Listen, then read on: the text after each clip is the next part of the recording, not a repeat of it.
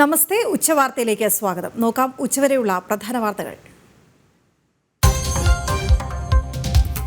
Saji ചെറിയാനെ സംരക്ഷിച്ച CPM. ഭരണഘടനാ അവഹേളനത്തിൽ മന്ത്രി രാജിവെക്കേണ്ട. നിയമപരമായി നേരിടാൻ പാർട്ടി സെക്രട്ടേറിയറ്റിൽ തീരുമാനം.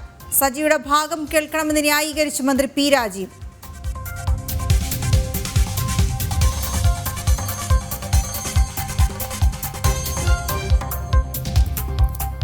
വയനാട് ദുരന്തത്തിൽ സംസ്ഥാന സർക്കാർ വാദങ്ങൾ പൊളിച്ചടുക്കി കേന്ദ്രം. NDRFൽ നിന്ന് 153.4 കോടി അനുവദിച്ചെന്ന് ഹൈക്കോടതിയിൽ നൽകിയ സത്യവാങ്മൂലത്തിൽ കേന്ദ്രം.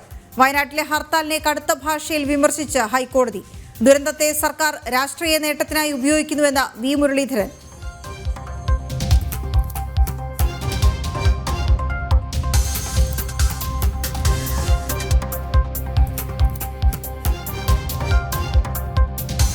മുനമ്പത്തേത് വഖഫ് അധിനിവേശം തന്നെ. ദാനമല്ല, വഖഫായിട്ടാണ് ഭൂമി കൈമാറിയതെന്ന് ഭൂവുടമ സിദ്ദിഖ് സേഠ്. കേസ് അടുത്ത മാസം 6 പരിഗണിക്കാനായി മാറ്റി. മുനമ്പം വിഷയത്തിൽ സർക്കാർ വിളിച്ച ഉന്നതതല യോഗം വൈകിട്ട്.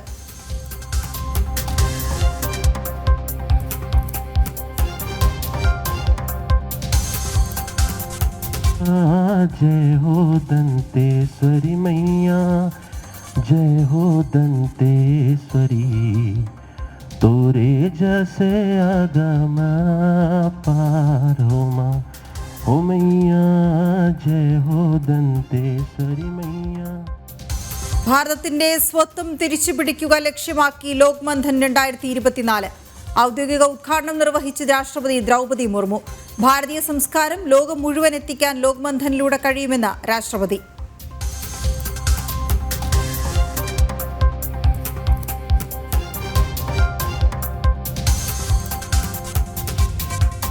നിജാർ വധത്തിൽ മലക്കം മറിഞ്ഞ് കാനഡ. പ്രധാനമന്ത്രിക്ക് പങ്കുണ്ടെന്ന് വാർത്ത പ്രചരിപ്പിച്ച പത്രത്തെ തള്ളി കാനഡ. തെറ്റായ വാർത്തയെ അർഹിക്കുന്ന അവജ്ഞയോടെ തള്ളുന്നുവെന്ന് വിദേശകാര്യ മന്ത്രാലയം.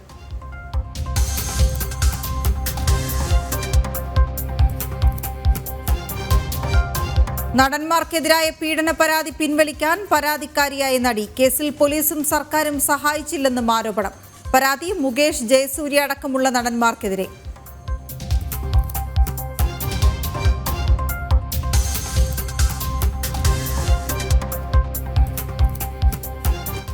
നഴ്സിംഗ് വിദ്യാർത്ഥി അമ്മു സജീവന്റെ മരണം സഹപാഠികളുടെ അറസ്റ്റിൽ പ്രതികരിച്ച കുടുംബം. 6 പേരെ കൂടി അറസ്റ്റ് ചെയ്യണം. അമ്മുവിന്റെ പരാതികൾ കോളേജ് അധികൃതർ കേട്ടില്ലെന്നും കുടുംബം ജനം ടിവിയോട്. ആദ്യത്തെ കംപ്ലയിൻറ്റ് കൊടുത്തു കഴിഞ്ഞപ്പോഴേക്കും സംസാരിക്കുകയും എഴുതി വാങ്ങിക്കുകയൊക്കെ ചെയ്തു. രണ്ടാമത്തെ അതുപോലെ തന്നെ. അപ്പം ഇപ്പോൾ രണ്ടാമത്തെ വന്നപ്പോഴേക്കാണ് ഈ ലോഗ് ബുക്കിൻ്റെ കാര്യം പുറത്തു വന്നു. ലോഗ് ബുക്കിൻ്റെ സിറ്റുവേഷൻ വന്നപ്പോഴേക്കും അമ്മയെ വിളിച്ചപ്പോഴേക്കും അമ്മ പറഞ്ഞതെന്ന് വെച്ച് കഴിഞ്ഞാൽ നമ്മളെ ഇതിന് വെള്ളിയാഴ്ച വൈകിട്ട് ആകുമ്പോഴേക്കും ആ ബുക്ക് കിട്ടിയില്ലെങ്കിൽ നമുക്ക് നടപടിയായിട്ട് മുമ്പോട്ട് പോകാം. കാരണം 2 പ്രാവശ്യം കൊടുത്ത സമയത്തും ഇതിനെ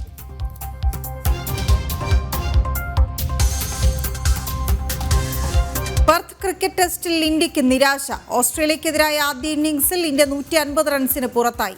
41 റൺസെടുത്ത നിതീഷ് റെഡ്ഡി ടോപ്പ് സ്കോറർ.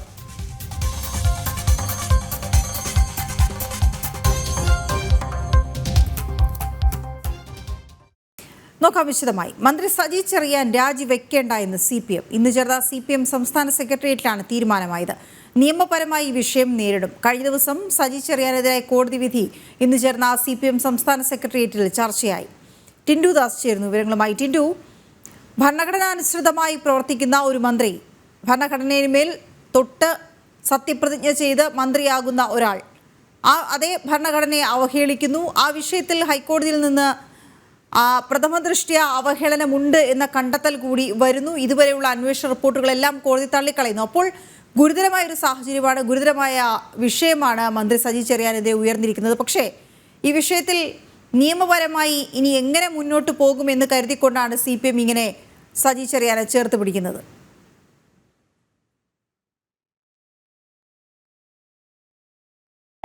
വീണ പാർട്ടിയുടെ ഭാഗത്തു നിന്നും സ്വേച്ഛാധിപത്യപരമായിട്ടുള്ള ഒരു നീക്കമാണ് ഇന്ന് ചേർന്ന CPM സംസ്ഥാന സെക്രട്ടേറിയറ്റിൽ ഉണ്ടായിരിക്കുന്നതെന്ന് നമുക്ക് പറയാതെ പറയേണ്ടി വരും. കാരണം നമുക്കറിയാം, ഒരു തവണ മന്ത്രിസ്ഥാനത്ത് നിന്നും ഭരണഘടനയെ അവഗണിച്ചതിൻ്റെ പേരിൽ മന്ത്രിസ്ഥാനത്ത് നിന്നും മാറി നിൽക്കേണ്ട മന്ത്രിയുടെ ഈ കേസ്, അതായത് നിയമപരമായിട്ടുള്ള യാതൊരുവിധ കാര്യങ്ങളും പരിഗണിക്കാതെ മുഖ്യമന്ത്രിയുടെ ഇടപെടലോടുകൂടി മന്ത്രി വീണ്ടും ആ മന്ത്രിസഭയിൽ തന്നെ മന്ത്രിയായി വരുന്നു. അതിനുശേഷം വീണ്ടും ഹൈക്കോടതി മന്ത്രി സജി ചെറിയാൻ ചെയ്തത് അല്ലെങ്കിൽ മന്ത്രി സജി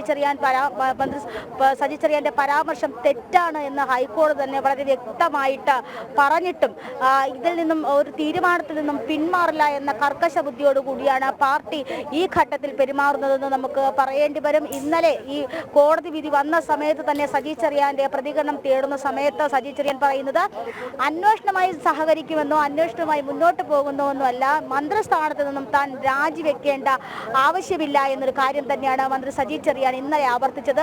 മന്ത്രി സജി ചെറിയാന്റെ നാവുകളാണ് ഇന്ന് CPM സംസ്ഥാന സെക്രട്ടേറിയറ്റിലും സംസാരിച്ചത് നമുക്ക് പറയേണ്ടി വരും. ഇന്ന് സജി ചെറിയാൻ CPM സംസ്ഥാന സെക്രട്ടേറിയറ്റിൽ പങ്കെടുത്തില്ല എങ്കിലും പാർട്ടി ഈ വിഷയം വിശദമായി തന്നെ ചർച്ച ചെയ്തിരുന്നു. അത് തന്നെയാണ് അല്പം മുമ്പ് നിയമമന്ത്രി കൂടിയായിട്ടുള്ള P. രാജീവ് മാധ്യമങ്ങളോട് പ്രതികരിച്ചത്. സജി ചെറിയാന്റെ വശം കേൾക്കാൻ ഹൈക്കോടതി തയ്യാറാകാത്തത്തോളം പക്ഷം മന്ത്രിസ്ഥാനത്തിരുന്നു കൊണ്ട്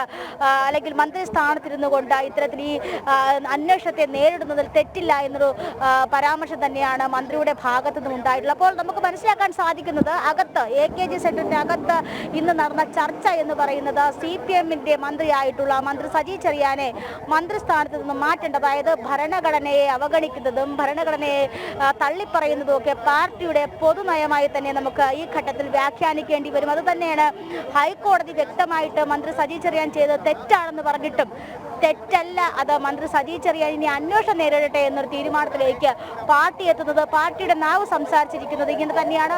ഭരണഘടനയെ CPMനെ അവഹേളിക്കാം, ഭരണഘടനയെ CPMന് തള്ളിപ്പറയാമെന്ന് തന്നെയാണ് ഈ ഘട്ടത്തിൽ നമുക്ക് വിലയിരുത്താൻ സാധിക്കുന്നത്.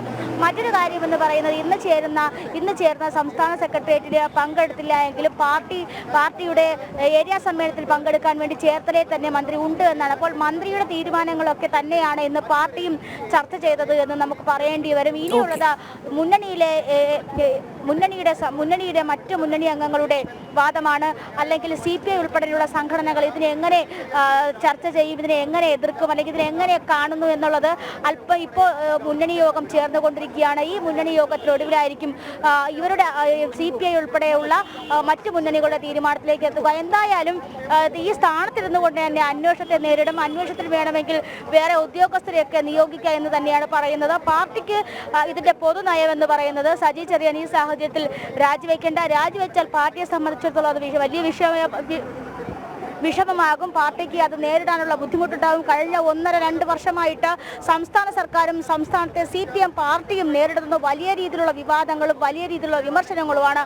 ആ വിമർശനങ്ങൾക്കിടയിൽ രണ്ടാമതൊരു മന്ത്രി രാജിവെക്കുക എന്ന് പറയുന്നത് CPMനെ സംബന്ധിച്ചിടത്തോളം വലിയ ക്ഷീണമാണ്. ആ ക്ഷീണം താങ്ങാൻ CPMന് സാധിക്കുന്നില്ല. അതുകൊണ്ട് തന്നെയാണ് മന്ത്രിയെ സംരക്ഷിച്ചുകൊണ്ടുള്ള നിലപാടുകളുമായി മുന്നോട്ട് പോകുന്നത്. വീണ, ശരി ടിൻഡു. വയനാടിനായി 2219 കോടി രൂപയുടെ സഹായം അഭ്യർത്ഥിച്ച് സംസ്ഥാന സർക്കാർ PDNA റിപ്പോർട്ട് സമർപ്പിച്ചത് നവംബർ 13 മാത്രമെന്ന് കേന്ദ്രം. നവംബർ 16 തന്നെ 153.4 കോടി രൂപ അനുവദിച്ചതായും കേന്ദ്ര സർക്കാർ ഹൈക്കോടതിയിൽ വ്യക്തമാക്കി. വ്യോമസേനയുടെ ചെലവിനും സഹായവും കേന്ദ്രം നൽകും. അതിനിടെ ദുരന്ത മേഖലയിലെ LDF UDF ഹർത്താലിനെ ഹൈക്കോടതി അതിരൂക്ഷമായി വിമർശിച്ചു. നിരുത്തരവാദപരമായ സമീപനമെന്നായിരുന്നു ഹൈക്കോടതിയുടെ വിമർശനം. ഹർത്താലിനെ എങ്ങനെ ന്യായീകരിക്കുമെന്നും കോടതി ചോദ്യം ഉന്നയിച്ചു. അധികാരത്തിലിരിക്കുന്ന LDFും ഹർത്താൽ നടത്തിയത് എന്തിന് എന്ന് ചോദിച്ച കോടതി ഹർത്താൽ നടത്തിയ തീരുമാനം നിരാശപ്പെടുത്തുന്നതാണെന്നും കുറ്റപ്പെടുത്തി.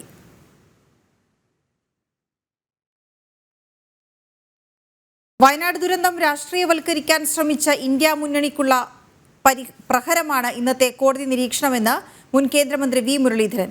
കേന്ദ്രം തന്ന സഹായം മറച്ചുപിടിച്ച് ഇടതുപക്ഷം ഹർത്താലിന് ആഹ്വാനം ചെയ്തു. കേന്ദ്ര സർക്കാർ കൊണ്ടുവരുന്ന വഖഫ് ഭേദഗതി നിയമം ഇനിയെങ്കിലും അംഗീകരിക്കാൻ ഇന്ത്യ മുന്നണി തയ്യാറാകുമോ എന്നും V. മുരളീധരൻ ഡൽഹിയിൽ മാധ്യമങ്ങളോട് ചോദിച്ചു.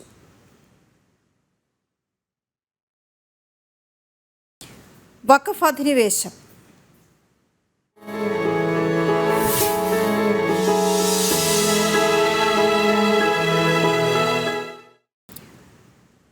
മുനമ്പത്തേത് വഖഫ് അധിനിവേശം തന്നെ. ദാനമായിട്ടല്ല, വഖഫായിട്ടാണ് ഭൂമി കൈമാറിയതെന്ന് ഭൂവുടമ സിദ്ദിഖ് സേട്ട്. വഖഫ് ബോർഡ് ഭൂമി ഏറ്റെടുത്തത് ഏകപക്ഷീയമായെന്നും പ്രതികരണം. ഫറൂഖ് കോളേജിന്റെ കേസിൽ സിദ്ദിഖ് സേട്ടിന്റെ കുടുംബവും വഖഫ് സംരക്ഷണ സമിതിയും കക്ഷി ചേരും. കേസ് അടുത്ത മാസം 6 പരിഗണിക്കാനായി മാറ്റി. ദിസ്ന സുരേഷ് ചേർന്ന വിവരങ്ങളുമായി. ദിസ്ന, വഖഫ് ട്രൈബ്യൂണലിൽ ഈ കേസ് ഇന്ന് പരിഗണനയ്ക്ക് വന്നപ്പോൾ എന്തൊക്കെയായിരുന്നു വാദങ്ങളും പ്രതിവാദങ്ങളും?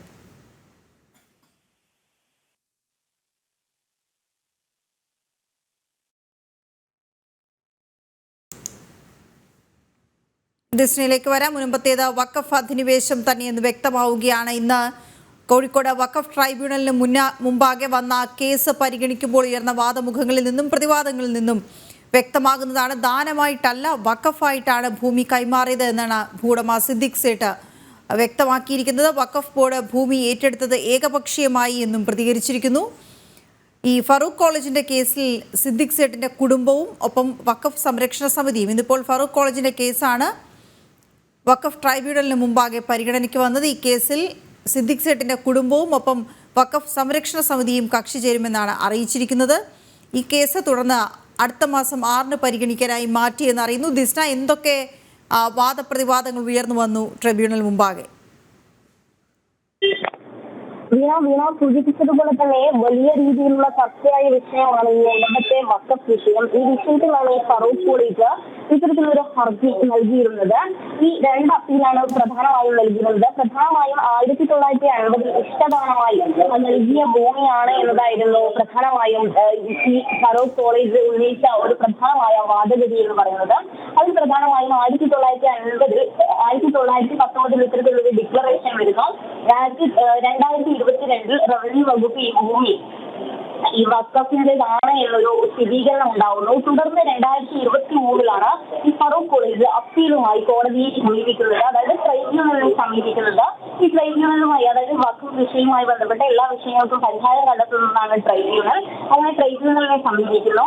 അവർ പ്രധാനമായും പറയുന്നത് തങ്ങൾക്ക് ഗിഫ്റ്റായി കിട്ടിയ ഭൂമിയാണ് ഇത് എന്ന് തന്നെയാണ് ഫറൂഖ് കോളേജ് പറയുന്നത്. പക്ഷേ ഈ ഇഷ്ടദാനം നൽകി എന്ന് പറയുന്ന, വഖഫായി നൽകി എന്ന് പറയുന്ന സിദ്ദിഖ് സേട്ടിന്റെ കുടുംബത്തെ പ്രതിനിധീകരിച്ച ഒരു വക്കീലും വഖഫ് സംരക്ഷണ സമിതിയെ പ്രതിനിധീകരിച്ച ഒരംഗവും ഉണ്ടായിരുന്നു. അത്തരത്തിൽ 2 എതിർകക്ഷികളും ഫറൂഖ് കോളേജുമായിരുന്നു ഈ ട്രൈബ്യൂണലിൽ ഇന്ന് ഹാജരായത്. ഈ കേസ് പരിഗണിക്കുന്നത് ഇനി 6-ാം തീയതിയിലേക്ക് മാറ്റി എന്നതാണ് നമുക്ക് നിലവിൽ അറിയാൻ കഴിഞ്ഞിട്ടുള്ളത്. കൂടുതൽ രേഖകൾ ഇതുമായി ബന്ധപ്പെട്ട് നൽകേണ്ടതുണ്ട്. അതുകൊണ്ട് തന്നെയാണ് ഇത്തരത്തിൽ ഈ കേസ് പരിഗണിക്കുന്നത് അടുത്ത മാസം 6ലേക്ക് മാറ്റിയത് എന്നാണ് നമുക്ക് അറിയാൻ കഴിഞ്ഞിട്ടുള്ളത്. ഈ 3ാമത്തേത് വഖഫ് ഭൂമിയാണ് എന്ന് തന്നെയാണ്, ഈ വഖഫ് ഭൂമി ആണെന്ന് ഉറച്ച നിലപാടിൽ തന്നെയാണ് ഈ വഖഫ് സംരക്ഷണ സമിതിയും പ്രത്യേകിച്ച് ഈ ഫറൂഖ് കോളേജിൽ ഭൂമി നൽകിയ സിദ്ദിഖ് സേട്ടിന്റെ കുടുംബത്തെ പ്രതിനിധീകരിച്ചെത്തിയ അഭിഭാഷകനും വാദിച്ചത്. എന്നാൽ അത് തങ്ങൾക്ക് ഗിഫ്റ്റായി കിട്ടിയ ഭൂമിയാണ് എന്ന വാദഗതിയിൽ തന്നെയായിരുന്നു ഫറൂഖ് കോളേജ് ഉറച്ചു നിന്നിരുന്നത്. വീണ,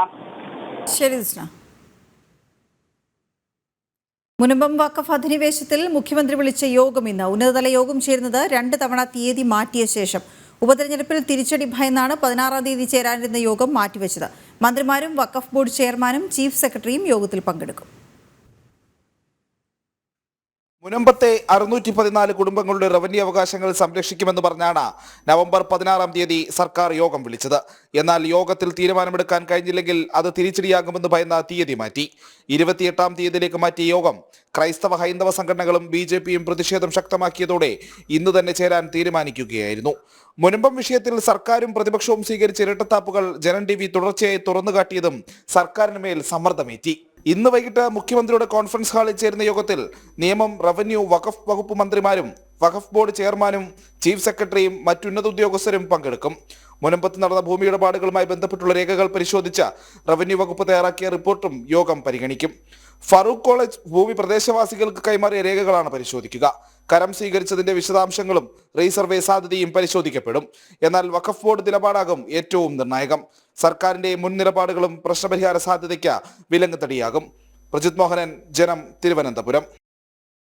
മുനമ്പത്തെ വഖഫ് അധിനിവേശത്തെ വിമർശിച്ച ഇടത് സഹയാത്രികനും മുൻ MP-യുമായ ഡോക്ടർ സെബാസ്റ്റ്യൻ പോൾ, ഭൂമി തങ്ങളുടേതെന്ന് സ്വയം പ്രഖ്യാപിക്കുന്ന വഖഫ് ബോർഡ് രീതി തെറ്റ്. വഖഫ് ഭേദഗതി ബില്ലിന് പിന്തുണയെന്നും സെബാസ്റ്റ്യൻ പോൾ ജനം TVയോട് പറഞ്ഞു. സംസ്ഥാനമെമ്പാടും വഖഫ് ബോർഡ് ഭൂമി കയ്യേറ്റം തുടരുന്നതിനിടെയാണ് വിമർശനവുമായി ഇടത് സഹയാത്രികനും മുൻ MP-യുമായ സെബാസ്റ്റ്യൻ പോൾ രംഗത്ത് വന്നത്. ഭൂമി തങ്ങളുടേതെന്ന് സ്വയം പ്രഖ്യാപിക്കുന്ന വഖഫ് രീതി തെറ്റാണെന്നും വഖഫ് ഭേദഗതി ബില്ലിന് പിന്തുണയുണ്ടെന്നും സെബാസ്റ്റ്യൻ പോൾ ജനം TVയോട് പറഞ്ഞു. നമ്മുടെ രാജ്യത്ത് വളരെ സുവ്യക്തമായ നിയമങ്ങളുണ്ട്. ആ നിയമങ്ങളിൽ നിന്ന് വ്യത്യസ്തമായി അല്ലെങ്കിൽ അവയെ അംഗീകരിക്കാതെ വഖഫ് എന്ന പേരിലോ മറ്റേതെങ്കിലും പേരിലോ മതസംബന്ധിയായ നിയമങ്ങളും വ്യവസ്ഥകളും അത് ആ മതവിശ്വാസത്തിൽ പെടാത്തവർ അനുസരിച്ചു കൊള്ളണം എന്നുള്ള ഒരു നിർബന്ധം, അതൊക്കെ വലിയ തോതിലുള്ള അപകടത്തിന് കാരണമാകും.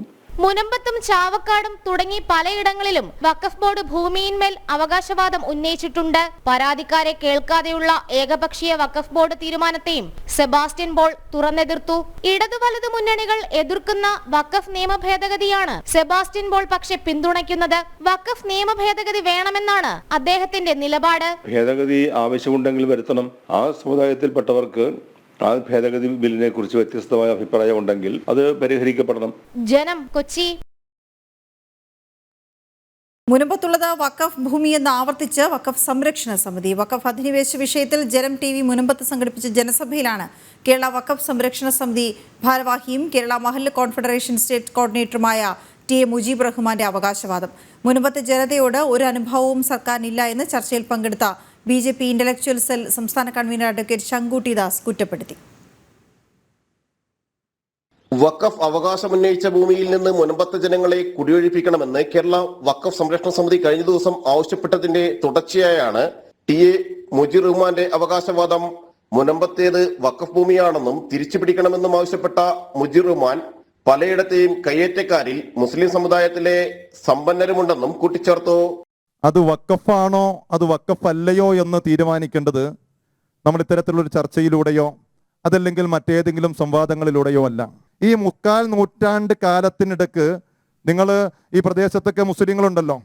ഇവിടെ മുസ്ലിം മഹല്ലുണ്ട്, മുനമ്പം പള്ളിയുണ്ട്, ചെറായി മഹല്ലുണ്ട്.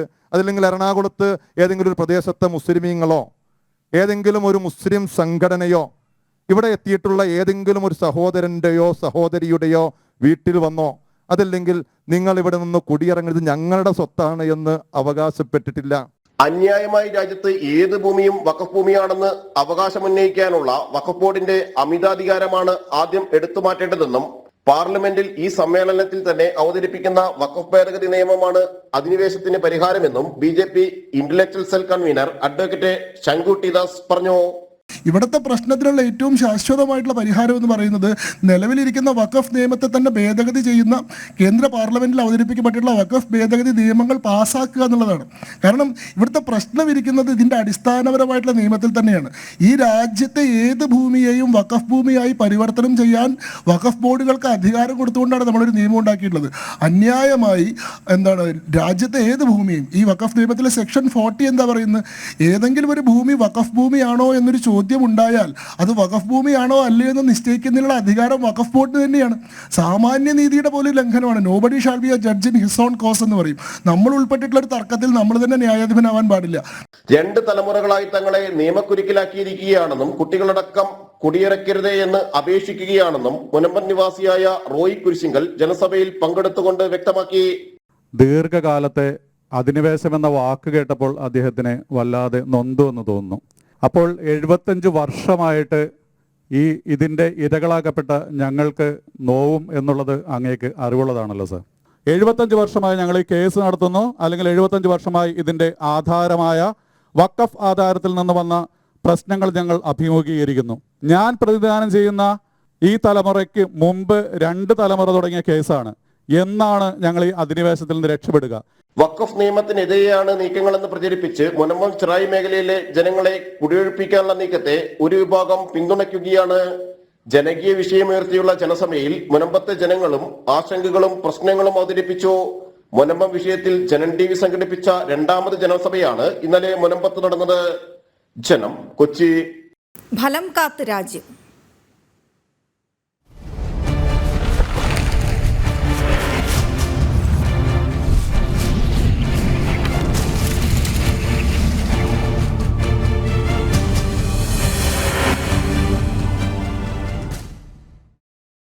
നാളെ വരാനിരിക്കുന്ന മഹാരാഷ്ട്ര ജാർഖണ്ഡ് നിയമസഭാ തെരഞ്ഞെടുപ്പ് ഫലം ദേശീയ രാഷ്ട്രീയത്തിൽ വലിയ ചലനങ്ങൾ സൃഷ്ടിക്കുമെന്ന് വിലയിരുത്തൽ. വഖഫ് ഭേദഗതി ബില്ല് ഉൾപ്പെടെ പരിഗണിക്കുന്ന പാർലമെന്റ് ശൈത്യകാല സമ്മേളനം 25-ന് ആരംഭിക്കാനിരിക്കെയാണ് നിർണായക തെരഞ്ഞെടുപ്പ് ഫലം വരുന്നത്.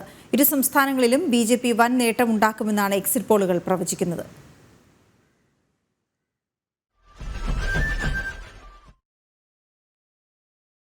ഹിതമറിയാൻ ഒരു നാൾ.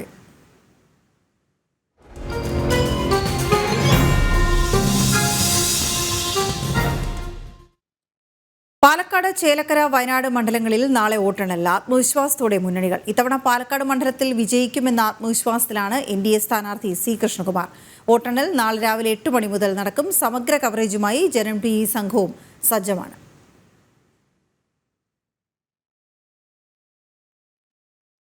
ആത്മകഥാ വിവാദത്തിൽ അന്വേഷണ സംഘത്തിന് മൊഴി നൽകി EP ജയരാജൻ.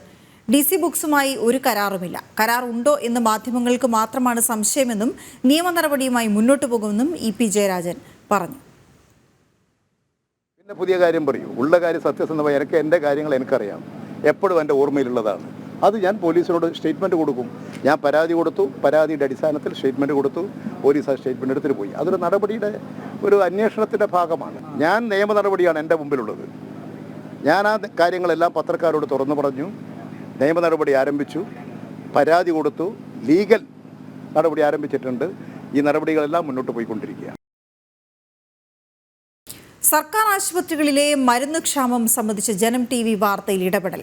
സംസ്ഥാനത്തെ എല്ലാ സർക്കാർ ആശുപത്രികളിലേക്കും മരുന്നെത്തിച്ച ആരോഗ്യവകുപ്പ്. ജനം TV വാർത്ത ശ്രദ്ധയിൽപ്പെട്ടെന്നും നടപടി സ്വീകരിച്ചെന്നും ആരോഗ്യമന്ത്രി വ്യക്തമാക്കി. ജനം ബിഗ് ഇമ്പാക്ട്. പകർച്ചവ്യാധികൾ പടർന്നു പിടിക്കുമ്പോഴും കുറിപ്പുമായി ആശുപത്രി ഫാർമസിയിലെത്തുന്നവർ വെറും കൈയോടെ മടങ്ങുന്ന വാർത്ത നവംബർ 11-ന് ജനം TV സംപ്രേഷണം ചെയ്തിരുന്നു. സാധാരണക്കാരന്റെ വേദന കാണാത്ത സർക്കാരിനെതിരെ അമർഷം അണപൊട്ടി ഒഴുകുന്നതായിരുന്നു രോഗികളുടെ പ്രതികരണങ്ങൾ.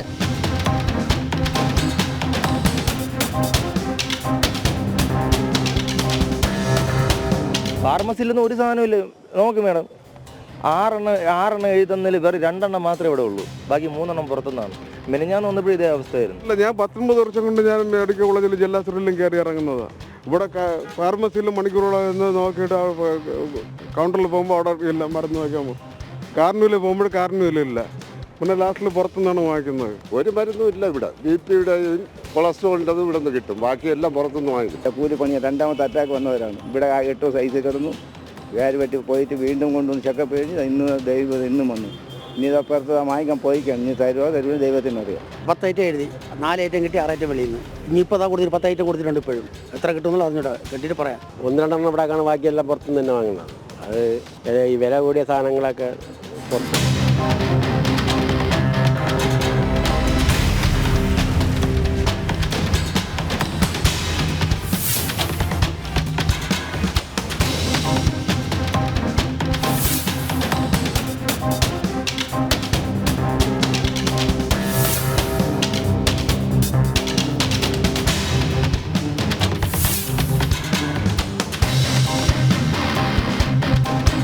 ഈ വാർത്തയിലാണ് ആരോഗ്യവകുപ്പിന്റെ അടിയന്തര ഇടപെടൽ.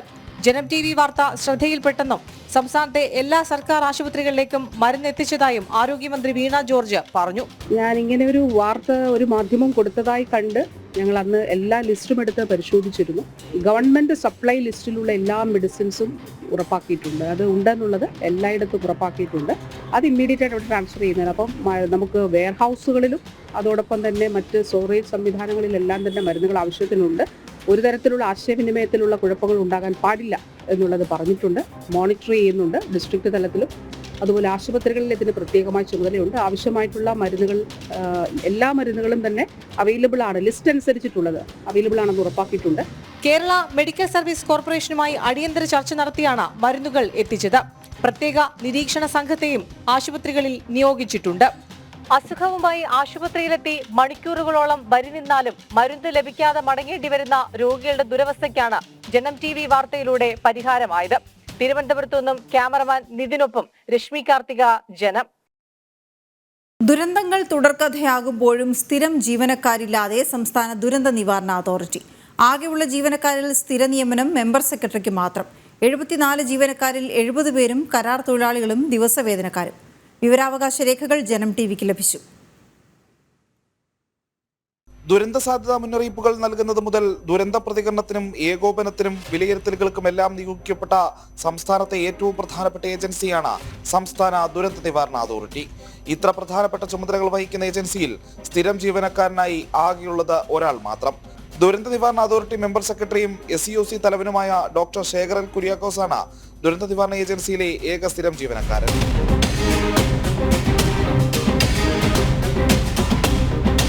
ഡെപ്യൂട്ടേഷൻ വ്യവസ്ഥയിൽ ജോലി ചെയ്യുന്ന 3 ഉദ്യോഗസ്ഥർ കൂടി കഴിഞ്ഞാൽ ബാക്കിയുള്ള 70 ജീവനക്കാരും കരാർ തൊഴിലാളികളും ദിവസവേതനക്കാരും.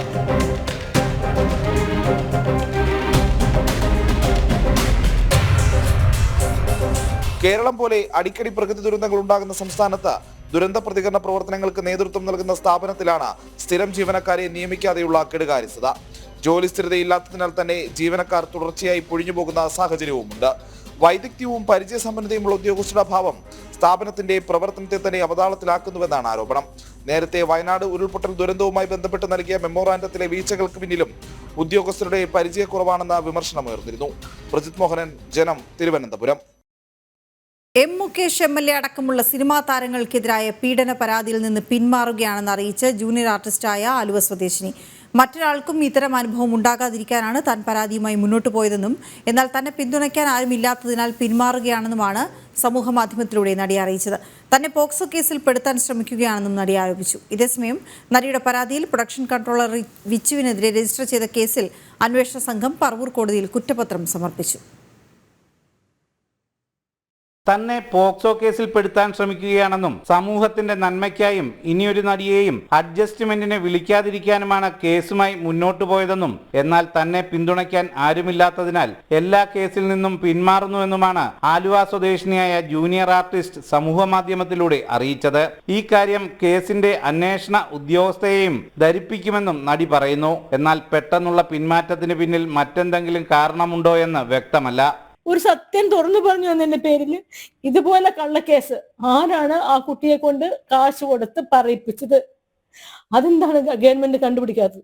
ഞാൻ ഗവൺമെന്റിന് വേണ്ടി സത്യസന്ധമായിട്ട് ധൈര്യത്തോടെ മുന്നോട്ട് വന്ന ആളാണ്. എന്നിട്ട് എനിക്കെതിരെ ഒരു കള്ളക്കേസ് ഉണ്ടായപ്പോ എന്തുകൊണ്ട് ഈ ഗവൺമെന്റ് എന്നെ പ്രൊട്ടക്ട് ചെയ്യുന്നില്ല? ഇതിനെ കുറിച്ചൊന്നും ആരും ബോധവാനല്ല. അതുകൊണ്ട് തന്നെ ഞാൻ ഈ കേസുമായിട്ട് ഞാൻ ആർക്കെതിരെ കേസ് കൊടുത്തിട്ടുണ്ടോ അതെല്ലാം ഞാൻ പിൻവലിക്കുകയാണ്. ഹേമ കമ്മിറ്റി റിപ്പോർട്ട് പുറത്തു വന്നതിന് പിന്നാലെയാണ് രാഷ്ട്രീയ വിവാദങ്ങൾക്ക് കൂടി തിരികൊളുത്തി എം മുകേഷ് MLA അടക്കമുള്ളവർക്കെതിരെ പീഡന പരാതിയുമായി ജൂനിയർ ആർട്ടിസ്റ്റ് രംഗത്തെത്തിയത്. മുകേഷിനു പുറമെ നടന്മാരായ ജയസൂര്യ, ഇടവേള ബാബു, മണിയൻപിള്ള രാജു, ബാലചന്ദ്രൻ മേനോൻ എന്നിവർക്കെതിരെയാണ് നടി പരാതി നൽകിയത്. ഹേമ കമ്മിറ്റി റിപ്പോർട്ടിനെ തുടർന്നുള്ള പരാതികൾ അന്വേഷിക്കാൻ രൂപീകരിച്ച പ്രത്യേക സംഘമാണ് നടിയുടെ പരാതിയിലും അന്വേഷണം നടത്തുന്നത്. മുകേഷ് അടക്കമുള്ളവരെ ചോദ്യം ചെയ്ത ശേഷം അറസ്റ്റ് ചെയ്ത് ജാമ്യത്തിൽ വിട്ടയച്ചിരുന്നു.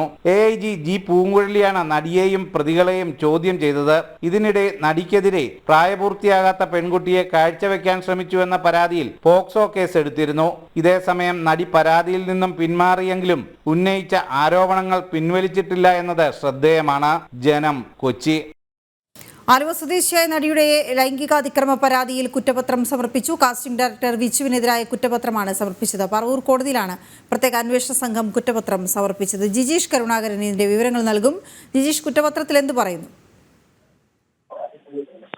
വീണ, നേരത്തെ നെടുമ്പാശ്ശേരി പോലീസ് രജിസ്റ്റർ ചെയ്ത ഒരു കേസിന്റെ അടിസ്ഥാനത്തിലാണ് ഇപ്പോൾ കാസ്റ്റിംഗ് ഡയറക്ടറായിട്ടുള്ള വിച്ചുവിനെതിരെ കുറ്റപത്രം സമർപ്പിച്ചിരിക്കുന്നത്. ഈ നടി സമാനമായ 7 പേർക്കെതിരെ കൂടി നേരത്തെ പരാതി നൽകിയിരുന്നു. ആ പരാതിയിൽ നിന്ന് താൻ പിന്മാറുകയാണ് എന്ന് സംബന്ധിച്ച് നടി വ്യക്തമാക്കുകയും ചെയ്തു. അതേ സമയത്ത് തന്നെയാണ് സമാനമായ പരാതിയിൽ എടുത്ത ഒരു കേസിൽ ഇപ്പോൾ കുറ്റപത്രം സമർപ്പിച്ചിരിക്കുന്നത്. കേസുമായി ബന്ധപ്പെട്ട് തന്നെ ലൈംഗിക ചൂഷണത്തിന് ശ്രമിച്ചു എന്നതടക്കമുള്ള പരാതികളാണ് പ്രധാനമായും ഈ ഒരു പരാതിയിൽ ചൂണ്ടിക്കാണിച്ചിരിക്കുന്നത്. ഇതെല്ലാം ഉൾപ്പെടുത്തിക്കൊണ്ടുള്ള നടിയുടെ മൊഴികൾ പോലീസ് വിശദമായി രേഖപ്പെടുത്തിയിരുന്നു. ഈ മൊഴികളുടെ കൂടി അടിസ്ഥാനത്തിലുള്ള വിശദമായ കുറ്റപത്രം തന്നെയാണ് ഇപ്പോൾ കോടതിയിൽ സമർപ്പിച്ചിട്ടുള്ളത്. വീണ. ശരി ജിജീഷ്. ആലുവ സ്വദേശിയായ നടിയുടെ ലൈംഗികാതിക്രമ പരാതിയിലാണ് കുറ്റപത്രം സമർപ്പിച്ചിരിക്കുന്നത്. കാസ്റ്റിംഗ് ഡയറക്ടർ വിച്ചുവിനെതിരെയുള്ള കുറ്റപത്രം. പത്തനംതിട്ടയിലെ നഴ്സിംഗ് വിദ്യാർത്ഥിനി അമ്മു സജീവന്റെ ആത്മഹത്യയിൽ സഹപാഠികളായ 3 വിദ്യാർത്ഥിനികൾ അറസ്റ്റിൽ. അക്ഷിത, അലീന, അഞ്ജന എന്നിവരാണ് അറസ്റ്റിലായത്. ഇവർക്കെതിരെ ആത്മഹത്യാ പ്രേരണ കുറ്റം ചുമത്തി. 3 വിദ്യാർത്ഥിനികൾക്കെതിരെ അമ്മുവിന്റെ കുടുംബം ആരോപണം ഉന്നയിച്ചിരുന്നു. അമ്മുവിന്റെ സഹപാഠികളായ 3 പേരെയും ഇന്നലെയാണ് പോലീസ് കസ്റ്റഡിയിലെടുത്തത്. വിശദമായ ചോദ്യം ചെയ്യലിനൊടുവിൽ അറസ്റ്റ് രേഖപ്പെടുത്തി. പത്തനാപുരം സ്വദേശി അലീന ദിലേബ്, ചങ്ങനാശ്ശേരി സ്വദേശിനി AT അക്ഷിത, കോട്ടയം അയർക്കുന്നം സ്വദേശിനി അഞ്ജന മധു എന്നിവരാണ് അറസ്റ്റിലായത്. ഇവർക്കെതിരെ ആത്മഹത്യാ പ്രേരണ കുറ്റം ഉൾപ്പെടെയുള്ള വകുപ്പുകളാണ് ചുമത്തിയത്. ഇവരുടെ നിരന്തര മാനസിക പീഡനം മൂലമാണ് അമ്മു ജീവനൊടുക്കിയതെന്നാണ് കുടുംബത്തിന്റെ മൊഴി. അമ്മുവിന്റെ ആത്മഹത്യയ്ക്ക് ഒരാഴ്ച മുൻപ് പിതാവ് ഇവർക്കെതിരെ കോളേജ് പ്രിൻസിപ്പലിന് പരാതി നൽകിയിരുന്നു. ഈ പരാതിയിൽ കോളേജ് പ്രിൻസിപ്പൽ 3 വിദ്യാർത്ഥികൾക്കും മെമ്മോയും നൽകി.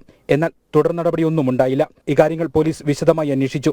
അമ്മുവിന്റെ മാതാപിതാക്കൾ, കോളേജ് പ്രിൻസിപ്പൽ, അധ്യാപകർ, ഹോസ്റ്റൽ ജീവനക്കാർ ഉൾപ്പെടെയുള്ളവരുടെ മൊഴികളും പോലീസ് ശേഖരിച്ചിരുന്നു. അമ്മുവിന്റെ പിതാവ് കോളേജ് പ്രിൻസിപ്പലിന് നൽകിയ പരാതി, അമ്മുവുമായി ബന്ധപ്പെട്ട ആളുകളുടെ വിശദമായ മൊഴികൾ എന്നിവയുടെയെല്ലാം അടിസ്ഥാനത്തിലാണ് പെൺകുട്ടികൾക്കെതിരെ ആത്മഹത്യാ പ്രേരണ കുറ്റം ചുമത്തിയത്. മരണത്തിലെ ദുരൂഹത പുറത്തുകൊണ്ടുവരണമെന്നാവശ്യപ്പെട്ട് വിദ്യാർത്ഥി സംഘടനകളും പ്രതിഷേധം ശക്തമാക്കിയിരുന്നു. ഇതോടെയാണ് അന്വേഷണം വേഗത്തിലായത്. കഴിഞ്ഞ വെള്ളിയാഴ്ച വൈകിട്ടാണ് അമ്മു സജീവൻ കോളേജ് ഹോസ്റ്റൽ കെട്ടിടത്തിന് മുകളിൽ നിന്നും ചാടി ആത്മഹത്യ ചെയ്തത്.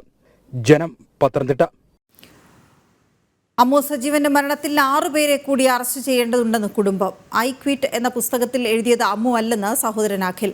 അമ്മുവിന്റെ പരാതികളും സങ്കടങ്ങളും കോളേജ് അധികൃതർ കേട്ടില്ലെന്നും അമ്മുവിന്റെ ഫോൺ ലോക്ക് മാറ്റിയതിൽ ദുരൂഹതയുണ്ടെന്നും കുടുംബം ജനം ടിവിയോട് പറഞ്ഞു. അമ്മുവിന്റെ മരണത്തിൽ ഇപ്പോൾ സഹപാഠികളെ പോലീസ് അറസ്റ്റ് ചെയ്തിരിക്കുകയാണ്. അമ്മുവിന്റെ സഹോദരൻ അഖിൽ നമ്മളോടൊപ്പം ചേരുന്നുണ്ട്. ഈ സഹപാഠികളുടെ അവരുടെ ഒരു ഇടപെടൽ എങ്ങനെയായിരുന്നു അമ്മുവിനോടുള്ളത്? ഭയങ്കര വെച്ച് കഴിഞ്ഞാൽ ഒരു വൈരാഗ്യം, അതുപോലെ തന്നെ ഭയങ്കര ദേഷ്യമൊക്കെ ആയിരുന്നു അവർക്ക് അമ്മനോട്. ഒരു കാര്യമില്ലാത്ത അമ്മു ചെയ്യാത്തതും അതുപോലെ തന്നെ ഒരു കാര്യമില്ലാത്ത കള്ളത്തരവും എല്ലാം വെച്ച് അമ്മുവിനെ ഒരുപാട് വിഷമിപ്പിക്കുന്നുണ്ടായിരുന്നു. അങ്ങനത്തെ ഒരു ഇഷ്യൂലായിരുന്നു നമ്മൾ ചെയ്യുമ്പോൾ ഞാൻ ആദ്യത്തെ 2ാമത്തെ കംപ്ലയിൻറ്റ് നമ്മൾ കൊടുത്തിട്ടുണ്ടായിരുന്നത്. അപ്പോൾ കംപ്ലയിൻറ്റ് കൊടുക്കുകയും അതുപോലെ തന്നെ അതിനുവേണ്ടി സംസാരിക്കുകയും അതുപോലെ തന്നെ എൻ്റെ എഴുതുകയും അങ്ങനെയൊക്കെ ചെയ്യുമ്പോൾ അവർക്ക് ബേസിക് കൂടുതലുള്ള ദേഷ്യം കൂടുമായിരുന്നു. അങ്ങനത്തെ ഏറ്റവും അവസാനത്തെ അതായിരുന്നു ഒരു ശലീന എന്നൊരു കുട്ടിയുടെ ലോഗ് ബുക്കിൻ്റെ ഒരു കാര്യം വന്നത്. എന്ന് വെച്ചാൽ അവൾ അത് തന്നെ എടുത്ത് വെച്ചാൽ കള്ളത്തരത്തിൽ ആണ് അലീനെ അതെടുത്ത് എവിടെയും വെച്ചിട്ട് കളഞ്ഞു എന്നതിനെ കള്ളത്തരം പറയുകയും അതുപോലെ തന്നെ അമ്മുവിൻ്റെ മുറിക്കകത്ത് ഇടിച്ച് കയറുകയും അങ്ങനത്തെ ഓരോ ഇഷ്യൂസും ഉണ്ടായി. അതിൻ്റെ ഇടയിൽ തന്നെ ആ ഒരു ടൈമിൽ തന്നെ അമ്മുവിനെ അടിക്കുകയും എന്ന് വെച്ചാൽ ശരീരമായിട്ടും അല്ലെങ്കിൽ എന്തായാലും പറയണ്ട അമ്മുവിനെ അടിക്കാൻ ഇതാക്കുകയും അങ്ങനെ കുറേ കാര്യങ്ങൾ അതിനകത്ത് നടന്നിരുന്നു. കോളേജ് അധികൃതരോട് പരാതി പറഞ്ഞിരുന്നല്ലോ നേരത്തെ, അപ്പോൾ അവരുടെ ഭാഗത്തുനിന്ന് ഒരു ഇടപെടൽ ഉണ്ടായി? ഉറപ്പായും അവർ പറയുന്നതെന്ന് വെച്ചാൽ ആദ്യത്തെ കംപ്ലയിൻറ്റ് കൊടുത്തു കഴിഞ്ഞപ്പോഴേക്കും സംസാരിക്കുകയും എഴുതി വാങ്ങിക്കുകയൊക്കെ ചെയ്തു. രണ്ടാമത്തെ അതുപോലെ തന്നെ. അപ്പം ഇപ്പോൾ രണ്ടാമത്തെ വന്നപ്പോഴേക്കാണ് ഈ ലോഗ് ബുക്കിൻ്റെ കാര്യം പുറത്ത് വന്നു. ലോഗ് ബുക്കിൻ്റെ സിറ്റുവേഷൻ വന്നപ്പോഴേക്കും അമ്മയെ വിളിച്ചപ്പോഴേക്കും അമ്മ പറഞ്ഞെന്ന് വെച്ച് കഴിഞ്ഞാൽ മോളെ ഇതിന് വെള്ളിയാഴ്ച വൈകിട്ട് ആകുമ്പോഴേക്കും ആ ബുക്ക് കിട്ടിയില്ലെങ്കിൽ നമുക്ക് നടപടിയായിട്ട് മുമ്പിട്ട് പോകാം. കാരണം 2 പ്രാവശ്യം കൊടുത്ത സമയത്തും ഇതിനെ പറ്റിയിട്ടുള്ള പ്രശ്നങ്ങളൊക്കെ വന്നപ്പോഴേക്കും അമ്മുവിനോട് അമ്മ പറഞ്ഞെന്ന് വെച്ച് കഴിഞ്ഞാൽ മോളെ വെള്ളിയാഴ്ച വൈകിട്ടാകുമ്പോഴേക്കും ബുക്ക് കിട്ടിയില്ലെങ്കിൽ നമ്മൾ നടപടിയായിട്ട് പോകുമെന്ന്. അന്നാണ് ഈ അമ്മു വീണെന്നുള്ള അല്ലെങ്കിൽ അമ്മുവിന് ഇങ്ങനെ സംഭവം നടക്കുന്നത്. ഈ ഫോണിന്റെ ലോക്ക് മാറ്റിയതുമായി ബന്ധപ്പെട്ടൊരു ദുരൂഹത ഉണ്ടെന്നൊക്കെ പറയുന്നുണ്ടല്ലോ. കാരണം എന്താ വെച്ചാൽ അമ്മു അങ്ങനെയല്ല ഒളിപ്പിക്കുന്ന കുട്ടിയൊന്നുമല്ല. പക്ഷേ ഹോസ്റ്റലിലൊക്കെ ആയതുകൊണ്ട് തന്നെ അമ്മു അതിൻ്റെ ലോക്കും ബാക്കിയൊക്കെ ഇട്ട് വെച്ചിരുന്നു. അത് എനിക്കും അറിയാം. എന്ന് വെച്ചാൽ നമ്മൾ അങ്ങോട്ടും ഇങ്ങോട്ടും അങ്ങനെ ഒരു ബന്ധമായിരുന്നു വെച്ചിരുന്നത്. ഒരു കൂട്ടുകാരൻ ചേട്ടൻ എന്നുള്ളതിനോട് കൂടുതൽ അങ്ങനെ ഒരു നല്ലൊരു വേറൊരു വെച്ചാൽ പറഞ്ഞറിയിക്കാൻ പറ്റാത്ത പോലത്തെ ബന്ധം ഞാനും അമ്മുമായിട്ട് വെച്ചിരുന്നു. അതുകൊണ്ട് ലോക്ക് അമ്മു സൂക്ഷിച്ചിരുന്നു. ആ ലോക്ക് ബേസിക്കലി ഞാൻ ഇന്നലെ പോയി നോക്കുമ്പം ഫോണിൽ ലോക്കൊന്നും ഉണ്ടായിരുന്നില്ല. ഞാൻ നമ്മുടെ CA സാറിൻ്റെ അടുത്തൊക്കെ സംസാരിച്ചപ്പോൾ ഫോൺ കിട്ടിയപ്പോഴും അങ്ങനെ ലോക്കില്ലാതെ കിട്ടിയെന്ന് അതിലെനിക്ക് നല്ല സംശയം തോന്നുന്നുണ്ട്. ഈ 4 പേര് മാത്രമാണ്, അതിൽ കൂടുതൽ പേരിലേക്ക് അന്വേഷണം പോകേണ്ടതില്ലേ? ഉറപ്പായിട്ടും. കാരണം മൊത്തം 9 പേരായിട്ടുള്ള ഒരു ഗ്രൂപ്പായിരുന്നു ഉണ്ടായിരുന്നത്. അതിലിപ്പോൾ 4 പേരെ ഇപ്പം 4 കുഞ്ഞുങ്ങളെ ഇപ്പം അറസ്റ്റ് ചെയ്തിട്ടുണ്ടെന്ന് പറഞ്ഞു. പക്ഷെ ബാക്കിയുള്ളവരിൽ നിന്ന് അറസ്റ്റ് ചെയ്യണമെന്ന് മാത്രമല്ല, അവരെ ചോദ്യം ചെയ്യുമ്പോഴേക്കും എന്താ നടന്നതെന്ന് മുഴുവൻ സത്യം അറിയാൻ ഉറപ്പായിട്ടും പറ്റും. അതിനകത്തുണ്ടായിരുന്ന പല കുട്ടികൾ, പനകാന്നൊരു കുട്ടി ഉണ്ടായിരുന്നു, അതുപോലെ തന്നെ അൻസുന്നൊരു കുട്ടി ഉണ്ടായിരുന്നു. അങ്ങനത്തെ അവരെ എല്ലാവരെയും ഒന്ന് ചോദ്യം ചെയ്താൽ, നല്ല രീതിയിൽ ഒന്ന് ചോദ്യം ചെയ്ത് കഴിഞ്ഞാൽ ഉറപ്പായിട്ടും അവർ പറയും. കാരണം പോലീസുകാർ അല്ലെങ്കിൽ ബാക്കിയുള്ളവരെല്ലാം അതനുസരിച്ച് തന്നെയാണ് ചെയ്തത്. നല്ല രീതിയിൽ ആണ് നിൽക്കുന്നത്. ഏതായാലും ഈ വിദ്യാർത്ഥികൾ ഇപ്പോൾ അറസ്റ്റിലായവരുടെ ഭാഗത്തു നിന്നും നിരന്തരം ഉപദ്രവം അമ്മു ഏറ്റുവാങ്ങേണ്ടി വന്നു എന്നുള്ളതാണ് സഹോദരൻ പറയുന്നത്. മാത്രമല്ല ഈ സംഭവവുമായി ബന്ധപ്പെട്ട് പലതരത്തിലുള്ള ദുരൂഹതകളും നിലനിൽക്കുന്നുണ്ട്. ഫോണിന്റെ ലോക്ക് മാറ്റിയ വിഷയത്തിൽ ഉൾപ്പെടെ പല സംശയങ്ങളും നിലനിൽക്കുന്നുണ്ട്. ഇതിലൊക്കെ തന്നെ ഒരു കൃത്യമായ രീതിയിൽ ഒരു അന്വേഷണമായി മുന്നോട്ട് പോകണം എന്നുള്ളതാണ് ഈ കുടുംബം ആവശ്യപ്പെടുന്നത്. അമ്മുവിന്റെ വീട്ടിൽ നിന്നും ക്യാമറമാൻ രഞ്ജിത്തിനൊപ്പം രശ്മി കാർത്തിക, ജനം. ആലപ്പുഴ PWD റെസ്റ്റ് ഹൗസിൽ ബാത്റൂമിലെ കോൺക്രീറ്റ് സീലിംഗ് ഇളകി വീണു. ബാത്റൂമിൽ കയറിയ legal metrology junior superintendent GR Rajeev തലനാരിഴയ്ക്കാണ് രക്ഷപ്പെട്ടത്. ഇന്ന് രാവിലെ 8:30 അപകടം. ശബരിമല സീസൺ പ്രമാണിച്ച് ഒരാഴ്ച മുൻപ് പൊതുമരാമത്ത് വിഭാഗം അധികൃതർ ഇൻസ്പെക്ഷൻ നടത്തിയ കെട്ടിടമാണിത്. എന്നാൽ പഴയ ബ്ലോക്കിലെ കെട്ടിടമാണെന്നും കുമ്മായ സീലിംഗാണ് ഇളകി വീണതെന്നും റെസ്റ്റ് ഹൗസ് മാനേജർ പറഞ്ഞു. നിലവിലുള്ളതിൽ പഴയ ബ്ലോക്കാണ്, പിന്നെ കുമ്മായ പ്ലാസ്റ്ററിംഗ് ആണ്. അത് മൊത്തം നിങ്ങൾ കണ്ടതുപോലെ തന്നെ കാണാനൊന്നും ഇല്ലല്ലോ പ്ലാസ്റ്ററിങ്ങിൽ. എങ്ങനെ നടന്നു വീണേ? രാവിലെ അവർ ഫ്രഷ് ആയതിന് ശേഷമാണ് അവരൊന്ന് വിളിച്ച് കാണിച്ചു തരാണ് ചെയ്തത് തന്നെ. അപ്പം തന്നെ ഞാൻ മേലോട്ട് റിപ്പോർട്ട് ചെയ്യുകയും ചെയ്തിട്ടുണ്ട് അതിൻ്റെ വീഡിയോസ് സഹിതം. മുമ്പ് ഇനി ഒരാഴ്ച മുമ്പൊക്കെ ഇൻസ്പെക്ഷൻ ചെയ്താൽ ഇവരൊക്കെ, അപ്പോഴൊന്നും കണ്ടിട്ടില്ല. ഇപ്പം എങ്ങനെ വീണം എന്നുള്ളത് അറിയില്ല. ഇത് ഒരു എക്സ്ട്രാ സമയമായിരിക്കണം. കാരണം അവർ കുളിയൊക്കെ കഴിഞ്ഞിട്ടാണ് പറഞ്ഞത്. അവർ കാണിച്ചു തരിക പിന്നെ അപ്പോൾ അവർ ഫ്രഷപ്പ് ഒക്കെ കഴിഞ്ഞതിന് ശേഷമാണ് വീണത്. ഇതിനു മുമ്പൊന്നും സംഭവിച്ചിട്ടൊന്നുമില്ല. ഇവര് ഇപ്പൊ ഈ ഒരാഴ്ച മുമ്പ് കംപ്ലീറ്റ് ഇൻസ്പെക്ട് ചെയ്ത് പോയതാണ്. ഇപ്പോഴൊന്നും കണ്ടിട്ടില്ല. ഈ കാണുമ്പോൾ തന്നെ സീലിംഗ് നല്ല ഫ്രഷപ്പ് ഇതായിട്ട് തന്നെ ഉള്ളത്. ശരണമെൻ്റെ അയ്യപ്പ. ശരണമെൻ്റെ അയ്യപ്പ പവർഡ് ബൈ അഴകുള്ള മുടിക്ക് വേണം total care from AVA. co-powered by ആതുര സേവന രംഗത്ത് സമർപ്പിത സേവനത്തിന്റെ 50 വർഷങ്ങൾ. Bharat hose in association with GDS Subasana agarbattis. ഇനി ആനന്ദം നിറയട്ടെ ഓരോ ആരംഭത്തിലും. Makarajyothi group of companies, Pune, Maharashtra. ഇനി നമ്മുടെ വീട്ടിൽ ഉദയഭാരത് കലണ്ടർ തന്നെ. വ്രതശുദ്ധിയുടെ നാളുകളിൽ വീടെങ്ങും ഉയരട്ടെ മകരനക്ഷത്രങ്ങൾ. ആർഷ പ്യുർ പൂജ പ്രൊഡക്ട്സ്. വ്രതശുദ്ധിയുടെയും നന്മയുടെയും നാളുകൾ പരിശുദ്ധമാക്കാം മിൽമയ്ക്കൊപ്പം.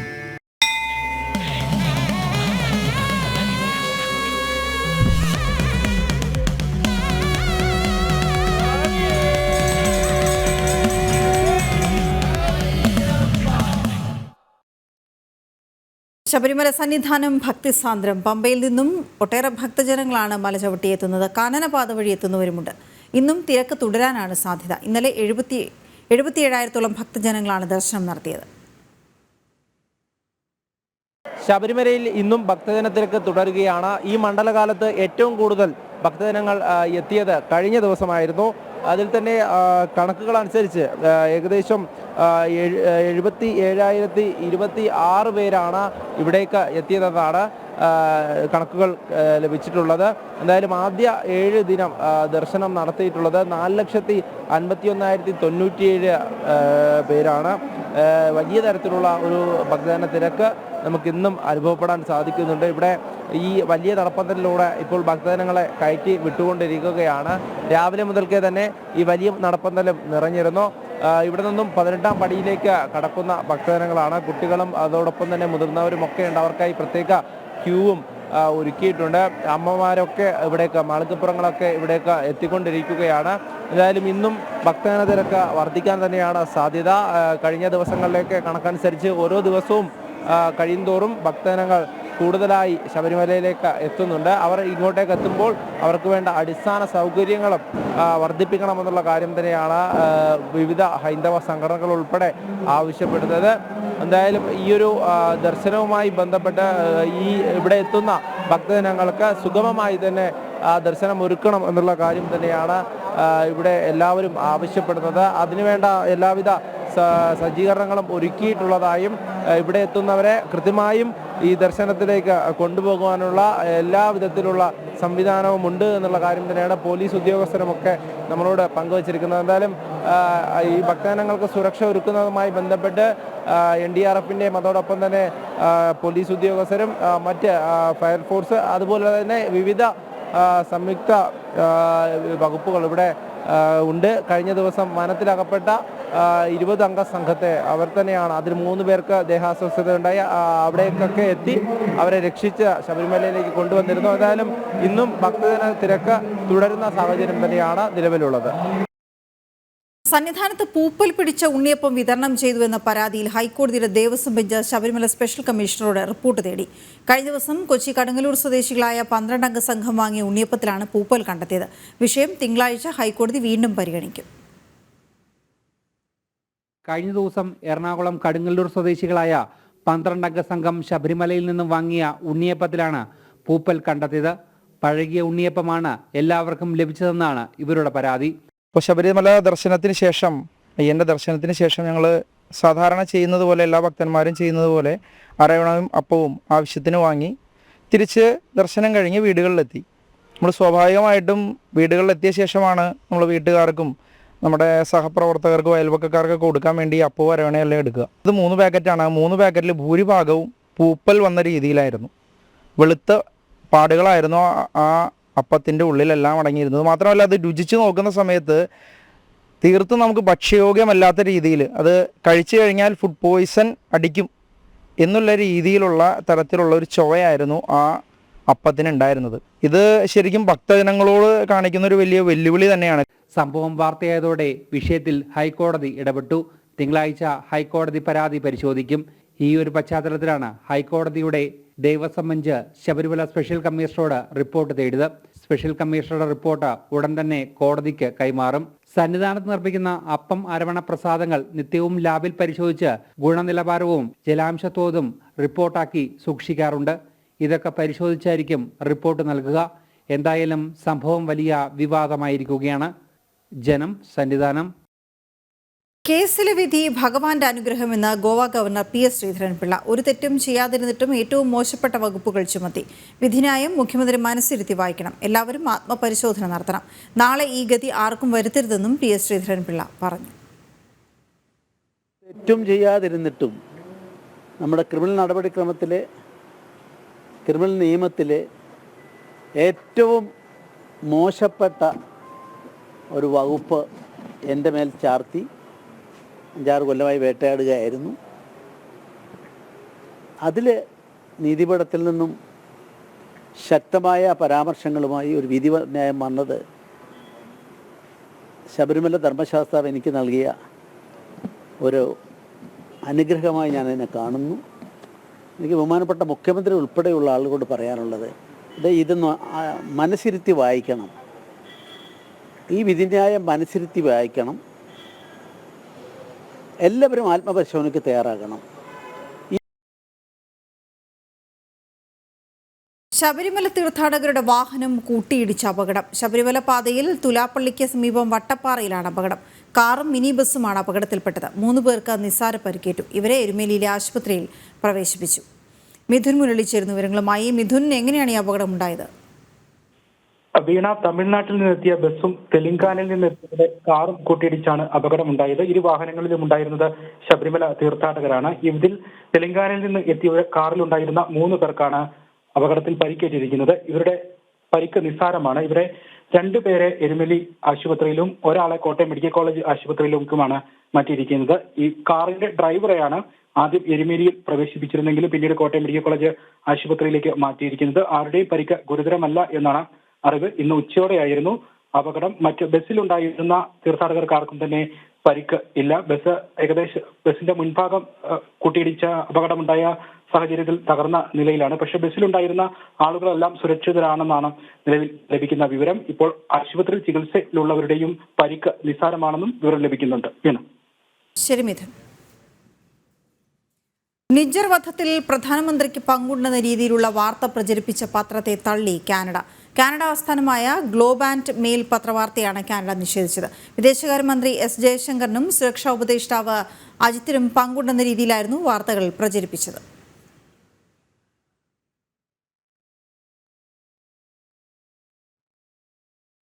മണിപ്പൂർ കലാപ വിഷയത്തിൽ കോൺഗ്രസ് അധ്യക്ഷൻ മല്ലികാർജ്ജുൻ ഖാർഗെയ്ക്ക് കത്തയച്ച് BJP ദേശീയ അധ്യക്ഷൻ JP നഡ്ഡ. സുരക്ഷാ പരാജയത്തിനും തീവ്രവാദികൾ രാജ്യത്തേക്ക് അനധികൃതമായി കുടിയേറിയതിനും കോൺഗ്രസ് ആണ് ഉത്തരവാദിയെന്ന് JP നഡ്ഡ തന്റെ കത്തിൽ ചൂണ്ടിക്കാട്ടി. കോൺഗ്രസിനെ പോലെ വിദേശ ശക്തികളുടെ അവിശുദ്ധ കൂട്ടുകെട്ടിനെ അംഗീകരിക്കാനും പ്രോത്സാഹിപ്പിക്കാനും കേന്ദ്ര സർക്കാരിന് കഴിയില്ലെന്നും നഡ്ഡ വ്യക്തമാക്കി. മണിപ്പൂർ വിഷയത്തിൽ ഇടപെടണമെന്നാവശ്യപ്പെട്ട് കോൺഗ്രസ് അധ്യക്ഷൻ മല്ലികാർജ്ജുന ഖാർഗെ രാഷ്ട്രപതി ദ്രൗപദി മുർമുവിന് കത്തയച്ചിരുന്നു. മണിപ്പൂരിലെ സ്ഥിതിഗതികൾ അനുദിനം വഷളാകുകയാണെന്നും 300-ലധികം പേർക്ക് ജീവൻ നഷ്ടമായതായും ഖാർഗെ തന്റെ കത്തിൽ ആരോപിച്ചു. ഇതിന് പിന്നാലെയാണ് BJP ദേശീയ അധ്യക്ഷൻ കോൺഗ്രസ് ദേശീയ അധ്യക്ഷന് കത്തെഴുതിയത്. മണിപ്പൂരിലെ സംഘർഷങ്ങൾ രൂക്ഷമാകുന്നതിനിടെ സംസ്ഥാനത്തെ സ്ഥിതിഗതികൾ വികാരഭരിതമാക്കാൻ കോൺഗ്രസ് ആവർത്തിച്ച് ശ്രമിക്കുകയാണെന്ന് BJP ദേശീയ അധ്യക്ഷൻ JP നഡ്ഡ തന്റെ കത്തിൽ ആരോപിച്ചു. ഭാരതത്തിലേക്കുള്ള തീവ്രവാദികളുടെ അനധികൃത കുടിയേറ്റത്തിന് കോൺഗ്രസ് സർക്കാർ നിയമസാധ്യത നൽകിയത് മാത്രമല്ല, മുൻ ആഭ്യന്തരമന്ത്രിയായിരുന്ന P ചിദംബരം അവരുമായി ഉടമ്പടിയിൽ ഒപ്പുവെച്ചതും മറക്കരുതെന്നും നഡ്ഡ ഓർമ്മിപ്പിച്ചു. തീവ്രവാദി നേതാക്കളെ എല്ലാ അർത്ഥത്തിലും അംഗീകരിക്കുകയും അവരെ രാജ്യത്ത് സ്ഥിരപ്പെടുത്തുവാനുള്ള ശ്രമങ്ങൾ നടത്തിയതും കോൺഗ്രസ് ആണ്. കോൺഗ്രസ് കാലത്തെ ഭരണപരാജയമാണ് മണിപ്പൂരിലെ സമാധാനം തകർക്കുവാനും അരാജകത്വത്തിന്റെ യുഗത്തിലേക്ക് മണിപ്പൂർ ജനതയെ തള്ളിവിട്ടതെന്നും BJP ദേശീയ അധ്യക്ഷൻ ആരോപിച്ചു. കോൺഗ്രസിനെ പോലെ വിദേശ ശക്തികളുടെ അവിശുദ്ധ കൂട്ടുകെട്ടിനെ അംഗീകരിക്കുവാനും പ്രോത്സാഹിപ്പിക്കുവാനും കേന്ദ്ര സർക്കാരിന് കഴിയില്ലെന്ന് വ്യക്തമാക്കിയാണ് JP നഡ്ഡ തന്റെ കത്ത് ചുരുക്കിയത്. ജനം, ഡൽഹി. ലോക്മന്ധൻ 2024 സാംസ്കാരികോത്സവത്തിന് തിരിതെളിയിച്ച രാഷ്ട്രപതി ദ്രൗപദി മുർമു. ഭാരതത്തിന്റെ സാംസ്കാരിക മൂല്യങ്ങൾ ഉയർത്തിപ്പിടിക്കേണ്ടത് ഓരോ പൗരന്റെയും കടമയാണെന്ന് രാഷ്ട്രപതി വ്യക്തമാക്കി. RSS സർസംഘചാലക് ഡോക്ടർ മോഹൻ ഭാഗവത് ഉൾപ്പെടെ നിരവധി പ്രമുഖർ ഉദ്ഘാടന ചടങ്ങിൽ പങ്കെടുത്തു. പ്രജ്ഞാപ്രവാഹിന്റെ നേതൃത്വത്തിൽ നടക്കുന്ന 4ാമത് ലോക്മന്ധൻ തെലങ്കാനയുടെ തലസ്ഥാനമായ ഭാഗ്യനഗറിൽ രാഷ്ട്രപതി ദ്രൗപദി മുർമു ഉദ്ഘാടനം ചെയ്തു.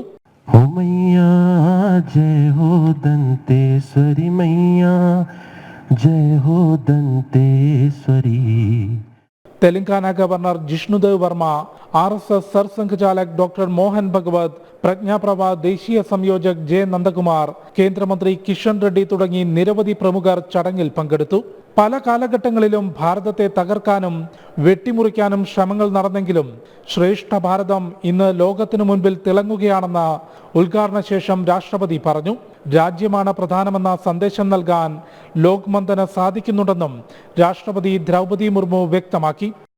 बांटने के और कमजोर करने का प्रयास सदियों से किए गए.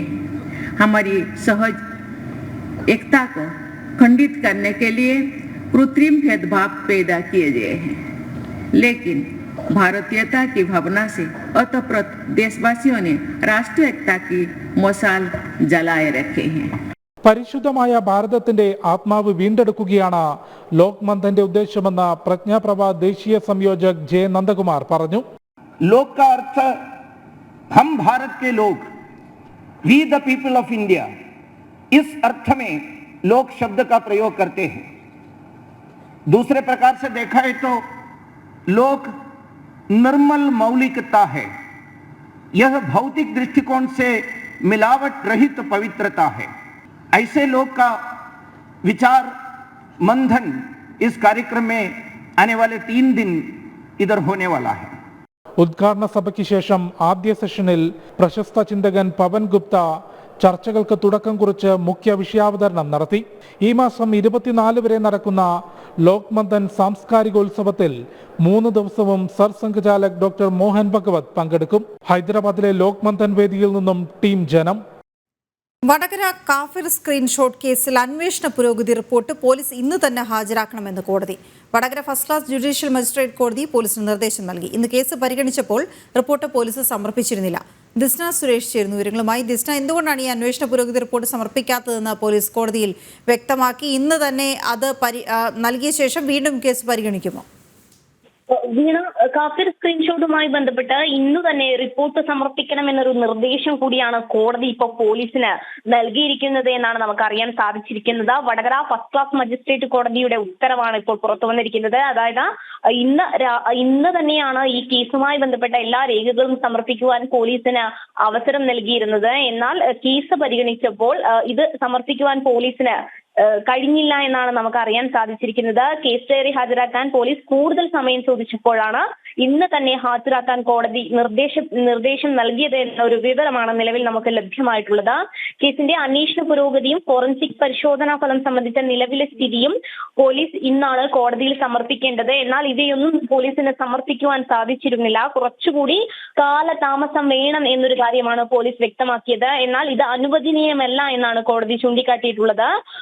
ഇന്ന് തന്നെ ഈ സംഭവവുമായി ബന്ധപ്പെട്ട അന്വേഷണ റിപ്പോർട്ട് സമർപ്പിക്കണമെന്ന നിർദ്ദേശമാണ് വടകര ഫസ്റ്റ് ക്ലാസ് മജിസ്ട്രേറ്റ് കോടതി മുന്നോട്ട് വെച്ചത്.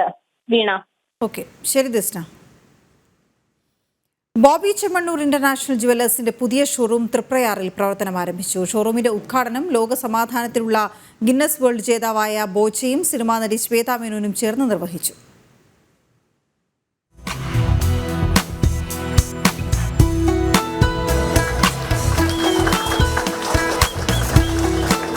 ഡയമണ്ട് ആഭരണങ്ങളുടെ ആദ്യ വിൽപ്പന നാട്ടിക ഗ്രാമപഞ്ചായത്ത് പ്രസിഡന്റ് MR ദിനേശൻ നിർവഹിച്ചു. സ്വർണ്ണാഭരണങ്ങളുടെ ആദ്യ വിൽപ്പന നാട്ടിക ഗ്രാമപഞ്ചായത്ത് വൈസ് പ്രസിഡന്റ് രജനി ബാബു നടത്തി. ഉദ്ഘാടന വേളയിൽ തൃപ്രയാറിലെ തിരഞ്ഞെടുക്കപ്പെട്ട നിർധരരായ രോഗികൾക്ക് ബോച്ചെ ഫാൻസ് ചാരിറ്റബിൾ ട്രസ്റ്റ് നൽകുന്ന ധനസഹായം ബോച്ചെ വിതരണം ചെയ്തു. ഉദ്ഘാടനത്തിന് എത്തിയവരിൽ നിന്നും നറുക്കെടുപ്പിലൂടെ തിരഞ്ഞെടുക്കപ്പെട്ട 5 പേർക്ക് ഡയമണ്ട് റിംഗും സമ്മാനിച്ചു. ഇതിന്റെ പ്രത്യേകത ഏറ്റവും കുറഞ്ഞ പണിക്കൂലിയിൽ 916 പരിശുദ്ധ സ്വർണ്ണാഭരണങ്ങൾ നൽകുക എന്നത് തന്നെയാണ്. കൂടാതെ നമ്മുടെ ഒരു പ്രത്യേകത, സ്വർണം കടമായിട്ട് നൽകുന്നുണ്ട്. ലളിതമായ രീതിയിൽ EMI തിരിച്ചടയ്ക്കാവുന്ന ഏത് വിഭാഗത്തിൽപ്പെട്ടവർക്കും ഉതകുന്ന തരത്തിലുള്ള സ്കീം നമുക്കുണ്ട്. മാത്രമല്ല, സ്വർണ്ണാഭരണം വാങ്ങുമ്പോൾ മറക്കാതെ കൂപ്പൺ ചോദിച്ചു വാങ്ങുക. നിങ്ങൾക്ക് 2 എണ്ണം കിട്ടും. ഒന്ന് സ്വർണം വാങ്ങുമ്പോൾ കിട്ടുന്ന കൂപ്പൺ താറാണല്ലേ, മഹേന്ദ്ര താറ് കിട്ടും. അതിനു പുറമെ നിങ്ങൾക്ക് ബോച്ചെ ലക്കി ഡ്രോ ടിക്കറ്റ് പറഞ്ഞല്ലോ 37 കോടി രൂപ നൽകി കഴിഞ്ഞു. ഇതുവരെ 17 ലക്ഷം പേർക്ക് സമ്മാനം നൽകി. എല്ലാ ദിവസവും രാത്രി 10:30 നറുക്കെടുപ്പാണ്. അപ്പോൾ സൊസൈറ്റിയിൽ വരുന്നവർക്കും ജ്വല്ലറി വരുന്നവർക്കൊക്കെ കൂപ്പൺ മറക്കാതെ ചോദിച്ചു വാങ്ങാവുന്നതാണ്. നിരവധി ഓഫറുകളും സമ്മാനങ്ങളുമാണ് ഉദ്ഘാടനത്തിന്റെ ഭാഗമായി ഉപഭോക്താക്കളെ കാത്തിരിക്കുന്നത്.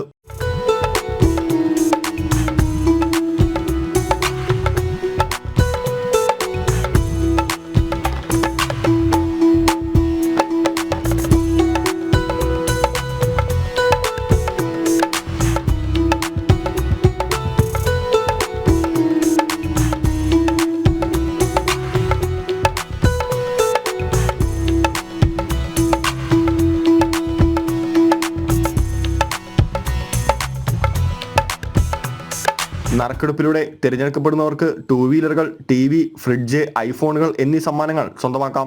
ബമ്പർ സമ്മാനമായി മഹേന്ദ്ര ഥാറും നേടാം. വിവാഹ പർച്ചേസുകൾക്ക് പ്രത്യേക ഓഫറുകളും ലഭ്യമാണ്. ജനം, തൃശൂർ. ഓസ്ട്രേലിയക്കെതിരായ ബോർഡർ ഗവാസ്കർ ട്രോഫിയിൽ ആദ്യ ടെസ്റ്റിൽ ഇന്ത്യക്ക് ബാറ്റിംഗ് തകർച്ച. ടോസിന് ബാറ്റിംഗ് ആരംഭിച്ച ഇന്ത്യ 150 റൺസിന് പുറത്തായി. 41 റൺസെടുത്ത നിതീഷ് കുമാർ റെഡ്ഡിയും 37 റൺസെടുത്ത ഋഷഭ് പന്തുമാണ് ഇന്ത്യയുടെ top scorers. KL Rahul 26 റൺസെടുത്തു. 7 Indian താരങ്ങൾ 2 അക്കം കാണാതെ പുറത്തായി. SSC ജയ്സ്വാളും ദേവ്ദത്ത് പടിക്കലും റൺസൊന്നും എടുക്കാതെയും വിരാട് കോഹ്ലി 5 റൺസെടുത്തുമാണ് പുറത്തായത്. ഓസീസിന് വേണ്ടി ഹേസൽവുഡ് 4-ഉം സ്റ്റാർക്കും കമ്മിൻസും മാർഷും 2 വീതം വിക്കറ്റുകളും വീഴ്ത്തി. ഉച്ചവാർത്ത പൂർണ്ണമാകുന്നു. ഇടവേളയ്ക്ക് ശേഷം ന്യൂസ് at 2 PM കാണാം. നമസ്തേ.